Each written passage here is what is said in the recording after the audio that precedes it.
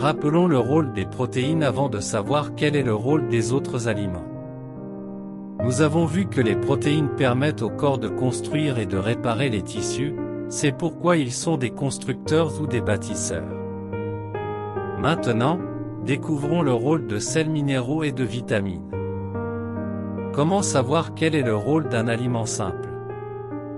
Nous retirons l'aliment de l'alimentation ou nous observons ce qui se passe lorsqu'il est totalement ou partiellement absent de l'alimentation.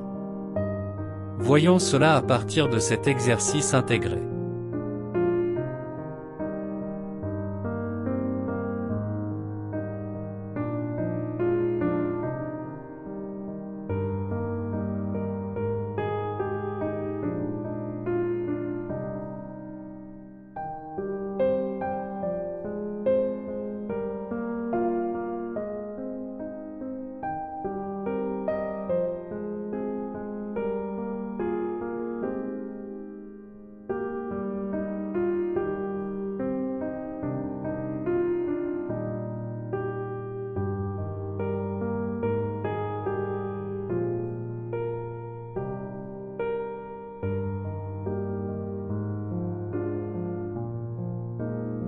Une carence alimentaire est une maladie nutritionnelle liée au manque total ou partiel d'un ou de plusieurs aliments simples.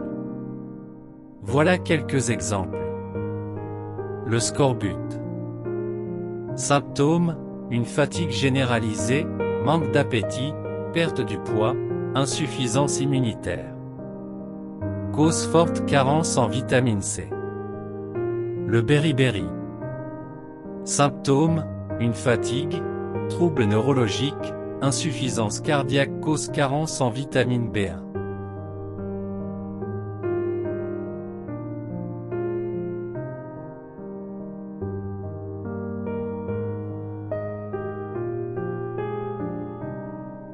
Sclérose de l'œil. Symptômes: œil déshydraté, cornée opaque empêchant l'arrivée de la lumière sur la rétine. Cause: manque ou insuffisance de la vitamine A. Anémie.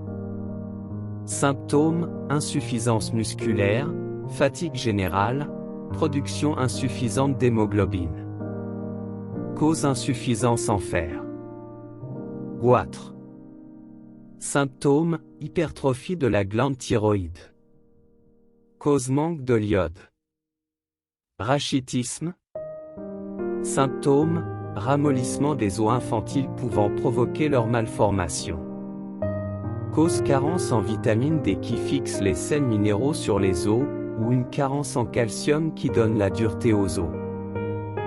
Déduire du tableau le rôle des sels minéraux et des vitamines.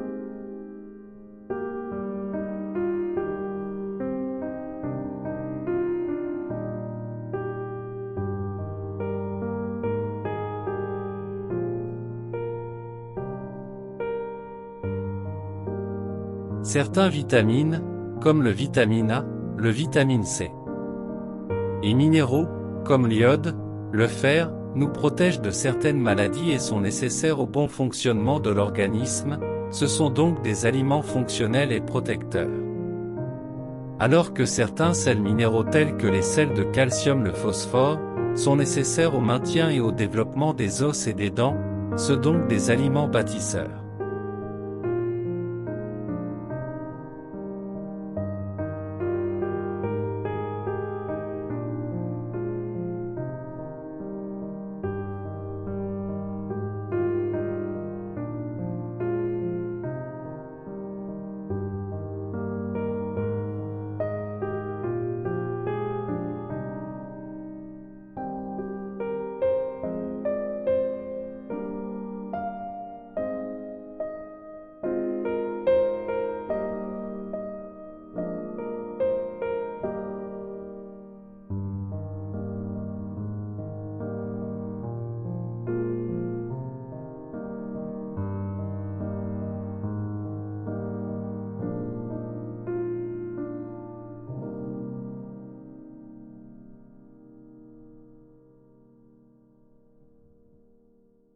Découvrons maintenant le rôle des glucides et des lipides d'après cet exercice intégré.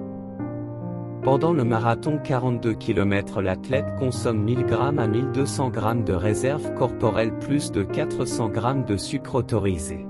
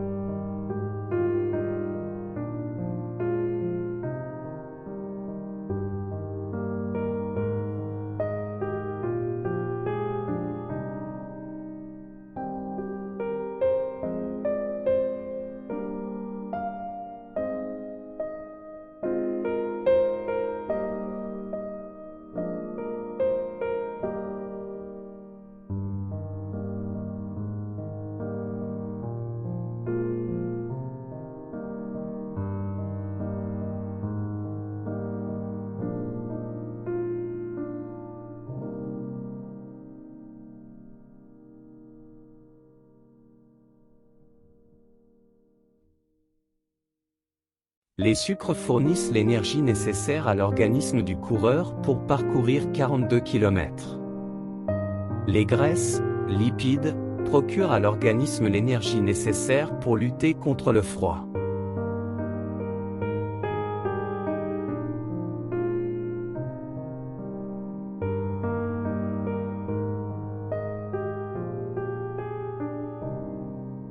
On peut conclure que les glucides et les lipides sont les sources d'énergie par excellence, ce sont donc des aliments énergétiques.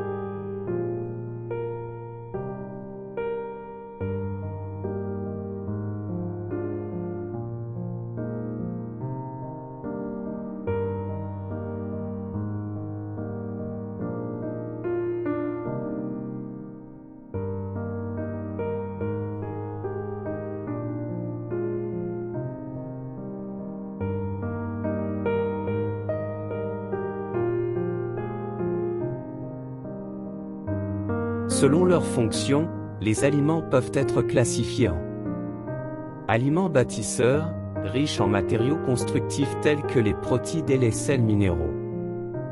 Aliments énergétiques, fournissent à l'organisme l'énergie nécessaire à son fonctionnement, à savoir les glucides et les lipides. Aliments protecteurs et fonctionnels, assurent le bon fonctionnement de notre organisme, à savoir les vitamines, sels minéraux et les fibres végétales.